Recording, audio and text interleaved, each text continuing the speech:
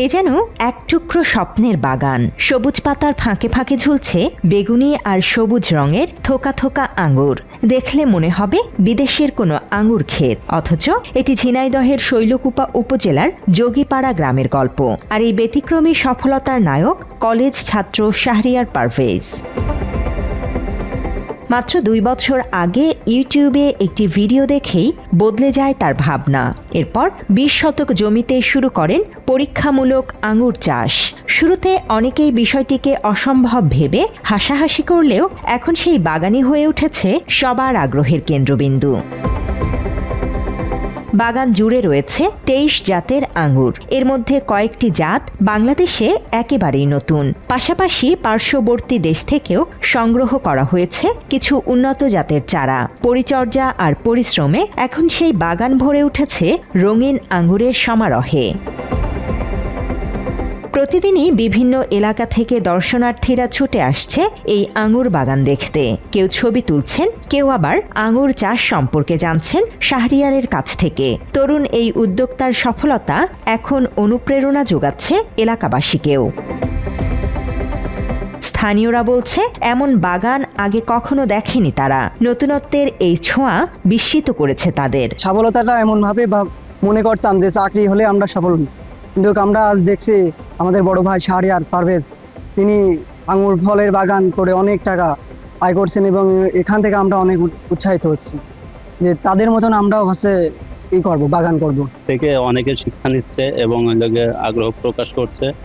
চারাও বিক্রি হচ্ছে, উন্নত মানের চারা এখানে অনেকে কিনতে আসছে চারাগুলো। আর আমরাও চাই বিদেশি ফল যাতে আমাদের দেশে উৎপন্ন করতে। আঙুর ফলের বাগান আমরা দেখেন, আমরা নতুন দেখছি, খুব ভালো লাগছে। আমরা ফল করে উৎপাদন করে ভালো হতে পারে এই আশা করি। মাত্র 30% টাকায় জমির মালিক হয়ে নতুন বাংলাদেশের গড়ে তোলার স্বপ্ন দেখা বাংলা বসতি। কলেজ ছাত্র শাহরিয়ার পারভেজের বাগানের আঙুর কিনতে প্রতিদিনই ভিড় করছে ব্যবসায়ীরা। প্রতি কেজি আঙুর পাইকারি বিক্রি হচ্ছে 400 থেকে 450 টাকায়। চাষ বাড়াতে সরকারি পৃষ্ঠপোষকতার প্রত্যাশা করছেন তরুণ এই উদ্যোক্তা। তো আমি পড়ালেখার পাশাপাশি বর্তমানে এই আঙুরের বাগানটি করেছি। এটি আমার খুব একটা সময় ব্যয় হচ্ছে না, যার কারণে এটা আমি করেছি। তো আঙুর হচ্ছে একটা বাণিজ্যিক একটা ব্যাপার আছে। এটা আমাদের দেশ বাইরে থেকে ইম্পোর্ট করে নিয়ে আসার পরে আমরা সেটাই খাই। আর বর্তমানে গত 3-4 বছর যাবত যে আঙুরগুলো বাংলাদেশে উৎপাদিত হচ্ছে সেটা অনেকের চোখে ধরা পড়ছে। আমাদের দেশে যে ফলগুলো উৎপাদিত হয় এটা খুবই সুস্বাদু, খুবই মিষ্টি, এটার ব্যাপক পরিমাণ চাহিদা আছে। তো আমি যে বাগানটা করেছি এখানে 23 প্রজাতির আঙুর আছে। তো আমার বিক্রি করার জন্য আমার বাইরে যেতে হয়নি, আমার বরঞ্চ যারা কিনবে তারাই আমার বাগান থেকে নিয়ে যাচ্ছে। এটা আমাদের সাহায্যের ব্যাপারে যদি কৃষি বিভাগ যথেষ্ট পরিমাণ সাহায্য করছে আমাদের কৃষি অফিসারের কার্যালয় থেকে।